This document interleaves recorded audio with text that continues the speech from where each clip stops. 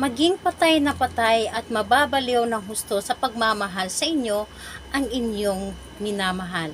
Hello mga guys, kumusta kayo? Panibagong araw, panibagong video na naman tayo.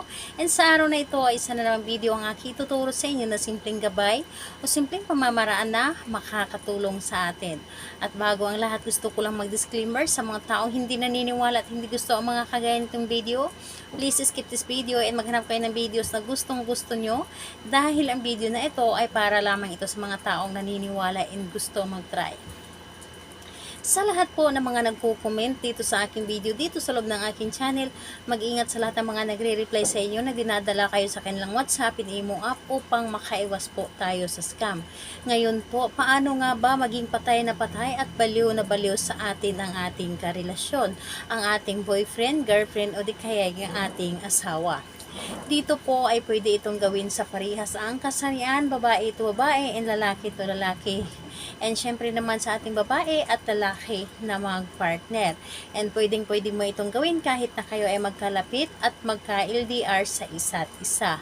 Dito po ang kailangan natin is maghanda ng isang baso clear at babasagin. Maghanda din tayo ng isang maliit na pirasong papel at kapag nahanda na ang ating mga naibanggit na dapat nating gamitin, siguraduhin natin sa ating sarili na gustong-gusto natin itong gawin at siguraduhin natin na 100% ang ating tiwala at paniniwala and higit sa lahat ang ating paniniwala.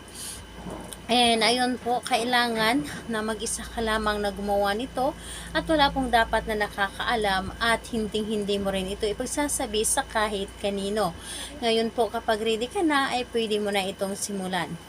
Ang gagawin mo dito sa isang papel, isulat mo dito yung pangalan at apelyido ng inyong target ng 3 pieces.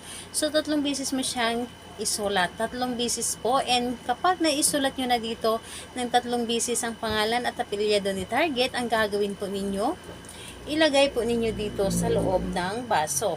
Ilagay po ninyo at ibulong lamang ang kanyang pangalan. Ibulong po ninyo pangalan, apelyido, pangalan, apelyido, pangalan, apelyido ng 3 beses.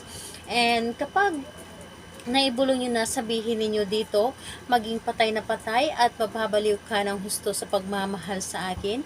Wala kang ibang mamahalin kundi ako lamang. Wala kang ibang tititigan kundi ako lamang at mamahalin mo ako habang buhay. Mamahalin mo ako ng higit pa sa iyong sarili.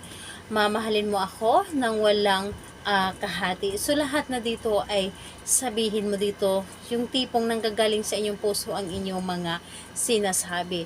So ayun po, kapag natapos mo na itong ibulong dito, yung baso po ay ikikis nyo po ng ganon. So ikikis po ninyo ng 3 ulit. 3 ulit po siyang ikikis and dapat i-feel po ninyo sa inyong sarili na ito ang inyong kinikis ang taong inyong target. So, ayun po. Pagkatapos mong ikis, itaob mo lamang ang basong ito at pumikit ka lamang at isipin mo lamang yung taong inyong target.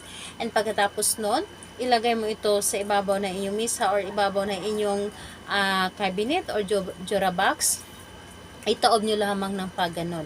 And hayaan nyo lamang ito and ayun, dapat po ay hindi ito gagalawin ng mga kasamahan mo sa loob ng bahay o sino man yung tao na nasa loob ng inyong kwarto. So, dapat ikaw lamang ang nakakaalam dito sa inyong ginawa. Gawin ito sa kahit anong araw at oras. Basta gusto ninyo itong gawin. And malakas po ang inyong energy. So, ayun po. Sa lahat ng mga gustong magpa-shoutout, mag-comment lamang sa baba para ma-shoutout ko kayo sa next video. And sa lahat din po na mga gustong magtanong, mag-comment lang din po sa baba para ma-replyan ko po kayo. Salamat po sa inyo. Bye-bye everyone. God bless us all.